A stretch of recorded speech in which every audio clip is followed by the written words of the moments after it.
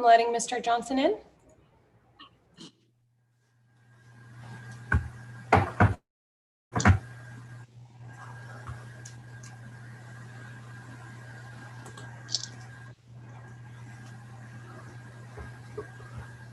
Good morning, Mr. Johnson. Can you hear us?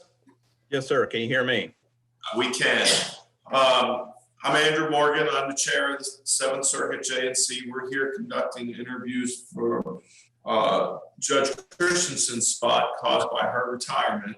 And we'd like you to start by introducing yourself. We have some new members who may not have had an opportunity to interview you before, as well as tell us why you want to be a circuit court judge. Thank you, and I appreciate that opportunity, and good morning to everyone. I know I see some familiar faces as well as some new ones. As you know from my application, my name is Mark Johnson, and I currently work for the state attorney's office, specifically in their homicide unit. I've been privileged to be a part of this office since 2009 when Ms. Larissa was first elected to this office. I am married. I have 3 children, all in different schools here in St. Johns County. I would like to be a circuit judge and believe that I'm qualified to be a circuit judge. I have been in public service now for almost 17 years. It's something that my family has always considered very important. I have my grandfather on my mother's side, served in the Army, was a radio operator at the Battle of Normandy. Also had 2 uncles that were in the Marine Corps, one of which retired from the Marine Corps, and one of which, when he separated from the Marine Corps, went into law enforcement, serves as a deputy sheriff over in the Panhandle, and then retired with the Department of Corrections. So it's been a part of my family legacy to be in public service, and it's certainly been a privilege to serve the citizens of the state of Florida in the role that I'm in now, and I'd like to continue to do so as a circuit judge.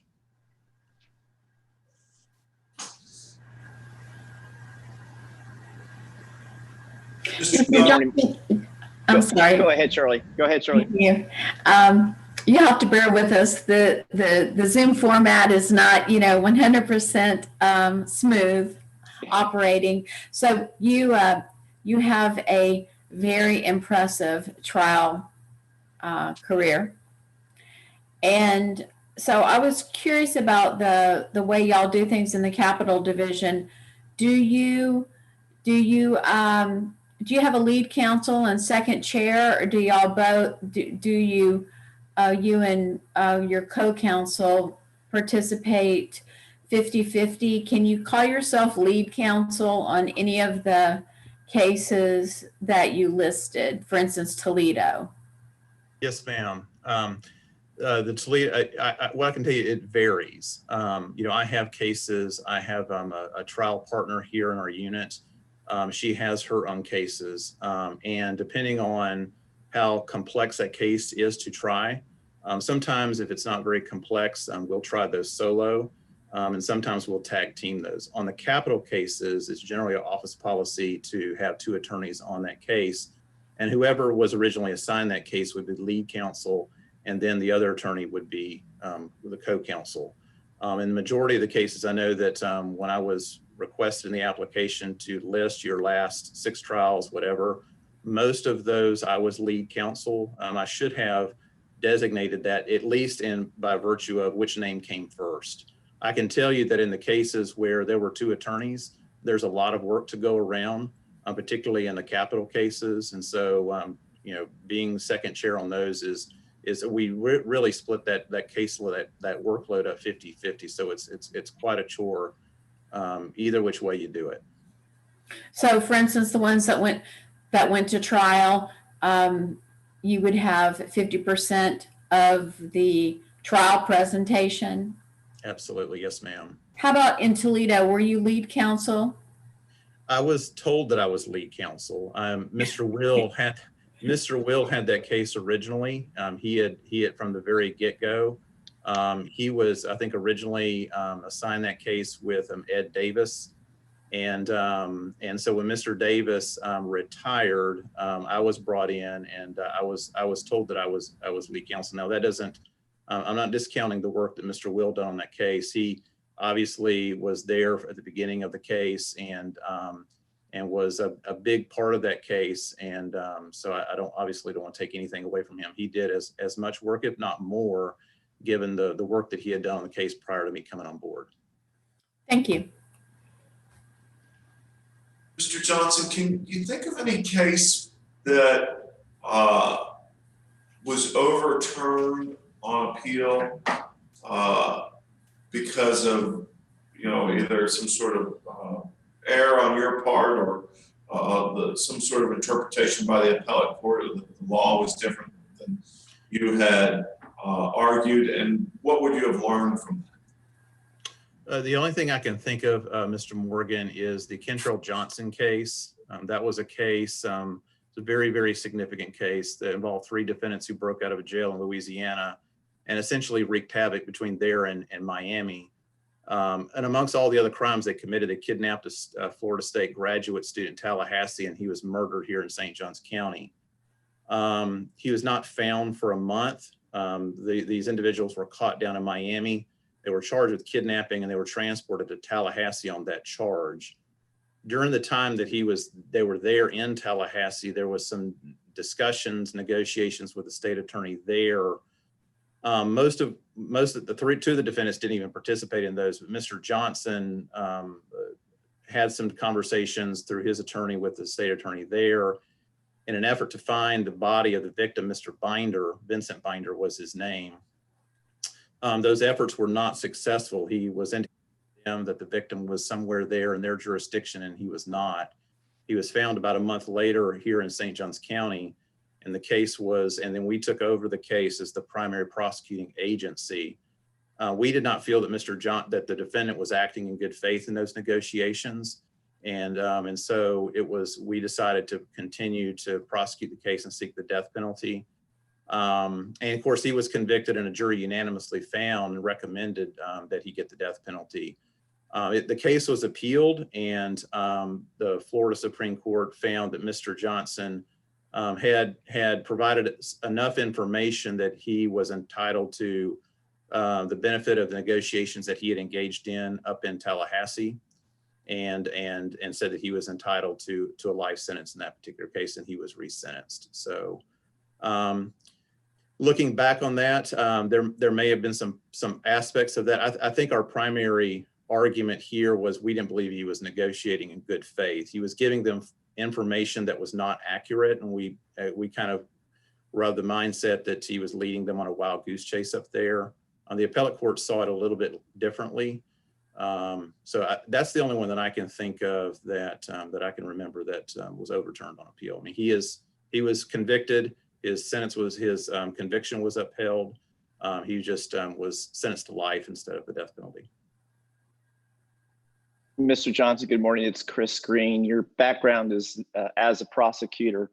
Have you had occasion to sit in on and observe a civil docket or a civil judge in court? Yes, sir, I have. I know the last time that I was before you, I made special efforts to go and sit down and watch Judge McGillen. He at the time he was running the family court division there, at least one of the divisions there in St. Johns County. Also sat in with Judge Traynor when he was on the bench, and went and watched. In chambers I think they do things a little bit differently in civil. Even went and watched, I can't remember if it was a hearing or a trial that Judge Traynor had held in one of the civil cases. So, and I've sat down with a number of other judges that do things differently than criminal law. So it's certainly a different world, and something I welcome the opportunity to learn more about. Thank you.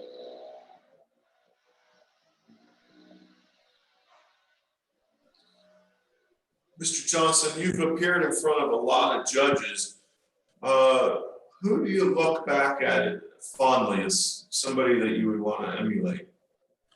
That's always a difficult question, because if I leave somebody out, I've spent a lot of time trying cases in front of Judge Malt. So he's the one that I have the most familiarity with. And I've had a chance to sit down and talk to him on a personal level, just about various things. And I always admired and respected the way that he handled court. Had an opportunity to try some cases with Judge Zambrano, Judge Perkins as well in Flagler County. And so those are the ones that come to mind at the forefront. I know Judge Hedstrom, back when he was on the bench, was someone that I considered a role model, and really appreciate how they handle court, and they certainly were a model to me on really how it should be done. Let me throw out a hypothetical that I heard the former General Counsel Joe Jaco talk about, and that was the city passes an ordinance that says no vehicles in the park. There's a medical emergency in the park, and an ambulance drives in and is cited for being in the park. What do you do as the judge? Well, first thing you do is you look at the law. What does the law say? You start with the text. If the law says no vehicles in the park, it means no vehicles in the park. Frankly, I'd be surprised to see an ambulance cited for something like that. And certainly there may be some defenses to that, public health and safety and things of that nature, that case law or statute may bear on, and certainly that you follow that law. But as always, you start with the text of the law, and as a judge, it's your job not to decide a case based on how you feel, how the result should be, but what does the law say?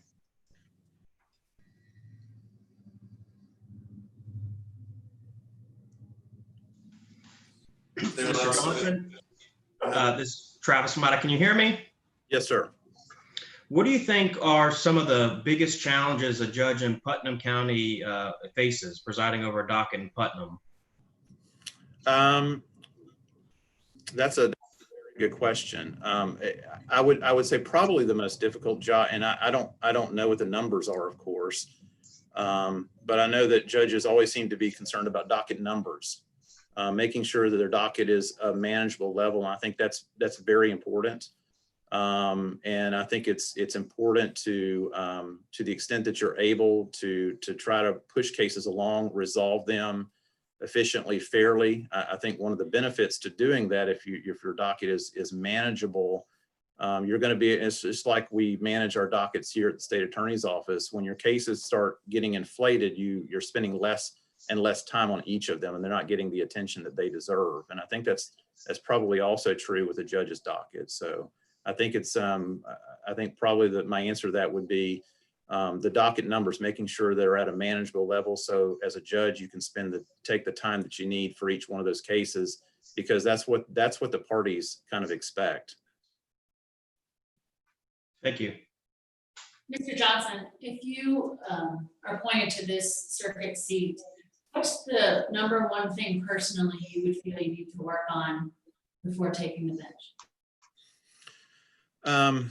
I think the big thing, because what I expect is that I would not go onto a criminal docket. I would expect the chief judge to assign me to a division that may be an area of the law that I haven't practiced in a very long time and may not be familiar with. So I think the first thing would be, whichever division that I am assigned, is to dig in to the rules and procedures, the law, begin to dig into the cases that have been filed, and begin to sort of tease out and what the issues are in those cases, and just be a student of the law, just like I did when I first started this job.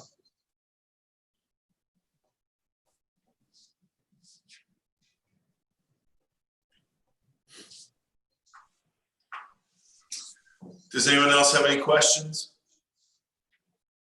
Mr. Johnson, thank you for your time today. Our procedure and practice has been that when we are done with the vetting and the deliberations, that somebody will call you on your cell phone. Computer's messing up. Did you put your cell phone on your application? Yes, sir, I did. Well, you got it. We'll make sure to call you probably around that time, okay? Yes, sir. Thank you very much. Thank you. Thank you. Have a great day.